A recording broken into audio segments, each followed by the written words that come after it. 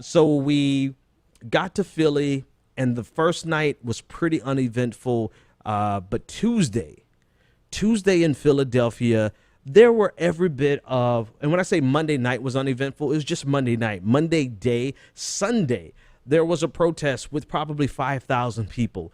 Monday, there were at least 10,000 people involved in march and protest in downtown Philadelphia, from the convention center to the Wells Fargo Center where the DNC was being held. 10,000 people.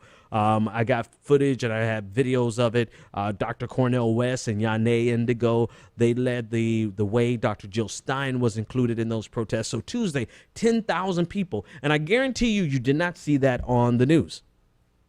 Tuesday night, about 6,000 of those people stayed and protested there outside of the DNC, where delegates were walking back and forth. There was a gauntlet of shame where they were shouting shame, shame, shame to delegates, Hillary Clinton delegates, for whatever reason, plenty of reasons. We'll discuss that later on. So that was Tuesday night. Wednesday night was less eventful because, of course, every time there's a party, there's someone there to mess up the party. Anarchists showed up by Wednesday night. They were there. They were burning, trying to destroy. Actually, they tore down the fencing. And the police had to come in like stormtroopers and shut it down. Thursday night, by the time Hillary Clinton got up to speak, it was another beast all into itself. Every bit of about 5,000 to 6,000 people out there protesting Hillary Clinton. And in the midst of that, you had the police, a strong police presence. And we'll talk about all the details of that. But overall, what are the major takeaways from the DNC? Well, one, it's their party. And they're going to cry if they want to. They're going to do whatever the hell they want to do. And it's their party. There should be no surprise, no disillusionment. I don't think anyone should be so taken aback by the measures and the extent to which they went to make sure that this came off on television as though it was the perfect coronation and party unity. It was an infomercial. And I was listening to someone, I believe it's from Politico, and I can't think of his name, but he was on C-SPAN. And he really pointed out, he was on C-SPAN about Wednesday, and he was pointing out that conventions in the past were full of dissent.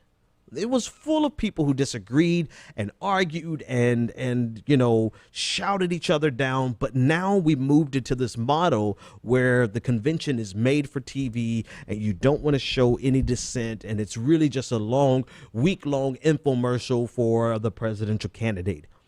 And with that in mind, it shouldn't come to a surprise to anyone about all the tactics that the DNC employed to silence Bernie Sanders protesters, threatening or snatching their credentials, making sure certain people couldn't be seated, everything from allegedly setting up white noise machines so that it could cancel out the noise. That I haven't found a lot of verifiable sources on, but that was, quote unquote, the word on the street. But for sure, they did pass out placards and handouts saying if Bernie Sanders protesters shout no more war, then Hillary Clinton's protest supporters should shout USA, USA. If Bernie Sanders supporters shouted no TPP, Hillary Clinton supporters should shout Hillary, Hillary, Hillary. If Bernie Sanders protesters shouted Black Lives Matter, then Hillary Clinton protesters should have shouted Black Lives Matter. Which is interesting in itself, right? We'll talk about the identity politics, and at least they have the wisdom not to try to shout down that protest.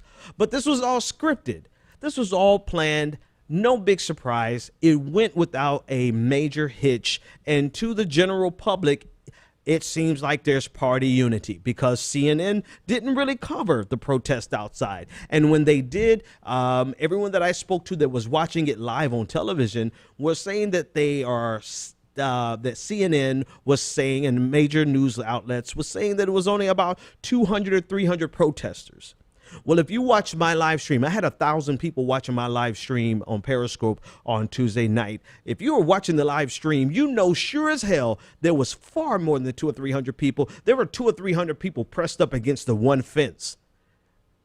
So for sure, for certain, there was every bit of 5,000 to 6,000 people on Tuesday night, which was the biggest night of protest, in my opinion. Maybe Thursday night rivaled it. Maybe Tuesday and Thursday was about the same.